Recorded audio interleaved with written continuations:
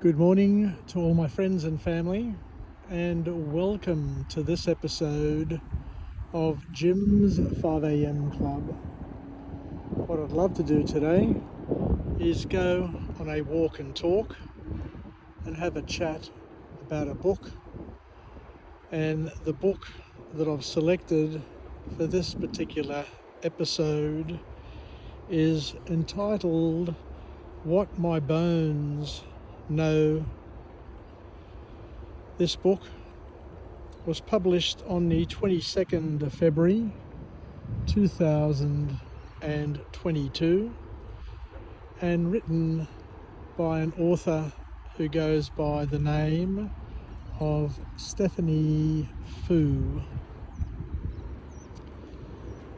This book, What My Bones Know, becomes a mirror that we didn't know that we needed, showing us that our body isn't defective, but a brilliant survivor that learned to keep us safe in a world where safety isn't guaranteed. Reading Stephanie's story feels like finding someone who understands why love feels so dangerous when it should feel safe. So let's step through this book and see what morsels we can take from it, what we can learn, what we can glean, and what we can incorporate into our own inventory of skills, knowledge, wisdom, and potential power. So the first key lesson to come from this book is where we answer the question why we flinch when people come too close. When Foo describes how her nervous system learned that love equals danger, you might recognize your own reflexes, the way you pull back just when relationships get good, how you create distance when someone tries to care for you, why compliments feel like lies and criticism feels like the whole truth. Her childhood taught her that the people who should protect you are often the ones who end up hurting you the most. If this resonates, you may finally understand why your body tenses when someone says they love you. It's not broken, but it's brilliantly protective, still trying to keep you safe from the kind of love that came with conditions and punishments in your past.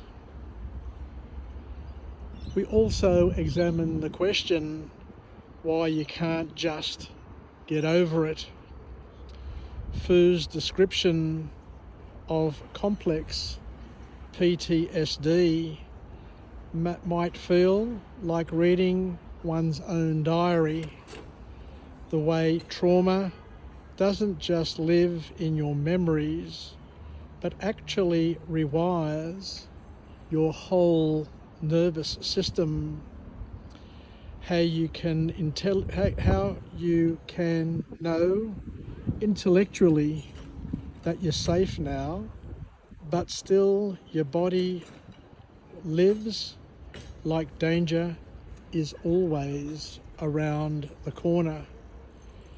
You might see yourself in her hypervigilance, the way you scan every room for exits, read every face for signs of displeasure, anticipate disaster in every silence. This isn't weakness or paranoia. It's your system doing exactly what it was trained to do and being alert, where being alert meant surviving just another day. Another question that this book examines is why love feels so terrifying. The most heartbreaking mirror Fox holds up is how hard it becomes to accept genuine love when your first lessons about love involved pain, fear, uncertainty, and doubt. You might recognize yourself in her relationship with her husband, the way she keeps waiting for the other shoe to drop, testing his patience, expecting him to leave once he sees who she really is. If you've ever felt like you don't deserve kindness or found yourself sabotaging good relationships because conflict feels more familiar than peace, Fu shows you the tender logic behind these very real patterns. Your heart learned to expect cruelty disguised as care. Of course, real love would feel foreign and frightening. Another lesson from this book is where we learn why your story matters more than what you know.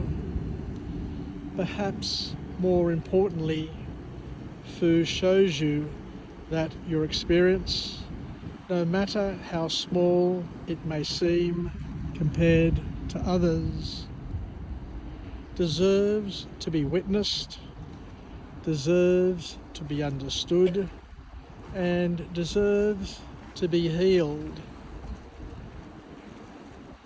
You might see yourself in her journey of learning to trust her own memories, to stop minimizing what happened to her, and to understand that it wasn't that bad often means it was worse than I can bear to remember. Her courage in speaking her truth becomes permission for you to honor your own story and to stop comparing pain like it's a competition, to recognize that if it hurts you, it does matter. This book, What My Bones Know, isn't that just Stephanie Fu's story. It's a mirror that shows us why we are the way we are, why you react the way you do, and why healing feels so complicated and love feels so scary. She writes with the precision of someone who has mapped every corner of her own survival and the gentleness of someone who understands that we're all just trying to make sense of the way we learned to protect ourselves. Thank you very much for joining me on this episode of Jim's 5am Club. Another interesting story, another interesting book with lots of powerful messages, and I look forward to coming to you again from another place and with another message of empowerment, where we can hopefully not only learn about these patterns and this knowledge, but to implement it not only in our lives, but also in the lives of those around us who may be going through a little bit more pain and suffering than what we currently are at the moment. So once again, take care, wishing you all the best, and we'll chat again soon. Yassas, and bye for now.